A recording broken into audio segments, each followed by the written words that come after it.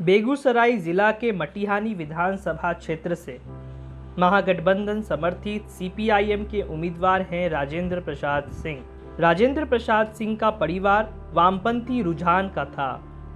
उनके पिता high school के प्रिंसिपल थे और कम्युनिस्ट पार्टी के सदस्य भी थे।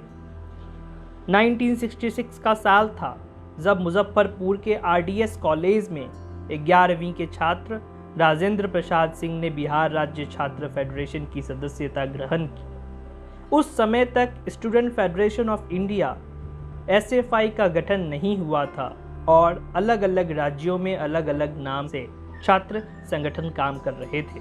1971 में देश भर के छात्र संगठनों ने मिलकर एसएफआई का गठन किया। 1971 में ही राजेंद्र प्रसाद सिंह एसएफआई की बिहार इकाई के संयुक्त सचिव निर्वाचित हुए। छात्र मोर्चे के बाद राजेंद्र प्रसाद सिंह नौजवान मोर्चे पर आए।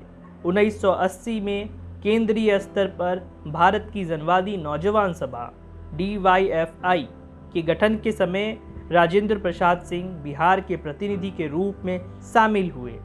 1980 में ही उन्हें बिहार DYFI के बेगूसराय जिला का अध्यक्ष तथा बिहार राज्य का उपाध्यक्ष नियुक्त किया गया। 1982 में वो किसान मोर्चे पर आए और सीपीआईएम के पूर्णकालिक कार्यकर्ता भी बने। पार्टी की जिला कमेटी के सदस्य भी निर्वाचित किए गए। राजेंद्र प्रसाद सिंह 1991 में सीपीआईएम के बेगूसराय जिला के सचिव बने और राज्य कमेटी के सदस्य निर्वाचित किए गए।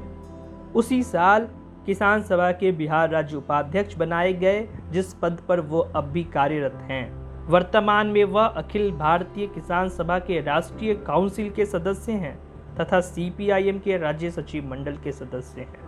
1978 में महज 28 साल की उम्र में मुखिया बनने वाले राजेंद्र प्रसाद सिंह अपनी सक्रियता के कारण अगले ही साल बेगूसराय के प्रमुख निर्वाचित हुए, जिस पर वह 1995 तक बने रहे। 1995 में विधायक बनने के बाद उन्होंने इस पद से त्याग पत्र दे दिया। राजेंद्र प्रसाद सिंह 1995 में बेगूसराय सीट से विधायक बने। इस बार 2020 में वे मटिहानी विधानसभा क्षेत्र से उम्मीदवार हैं। आज बेगूसराय के उस समय का बहुत सा हिस्सा परिसीमन के बाद मटिहानी विधानसभा क्षेत्र में शामिल हो गया है। ऐसे में कॉमरेड राजेंद्र प्रसाद सिंह मटिहानी के ही हैं।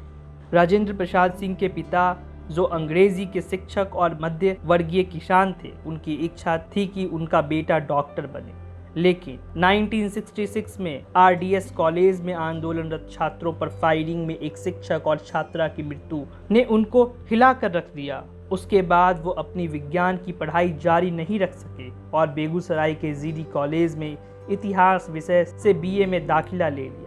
बीए अंतिम वर्ष की परीक्षा का प्री बोर्ड ही हुआ था कि 1974 का छात्रों का आंदोलन शुरू हो गया। आंदोलन के दौरान उनको गिरफ्तार कर भागलपुर जेल भेज दिया गया। 4 महीने बाद जब वह जेल से रिहा हुए, उसी दौरान बीए के अंतिम वर्ष की परीक्षा हो चुकी थी और उनका साल बर्बाद हो चुका था। फिर उन्होंने पढ़ाई छोड़ दी और पूरी तरह से आंदोलन में लग गए।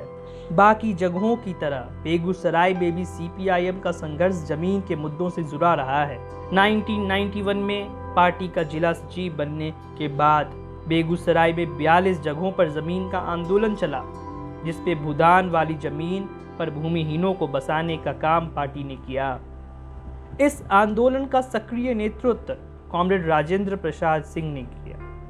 लगभग 70 साल की उम्र में आज भी पार्टी के पूर्णकालिक कार्यकर्ता के रूप में वे लोगों की जमीनी समस्याओं के लिए संघर्ष करते हैं। सुबह से शाम तक उनका समय पार्टी के सांगठनिक कामों, पार्टी को मजबूत करने और जनता के मुद्दों पर संघर्ष में बीतता है।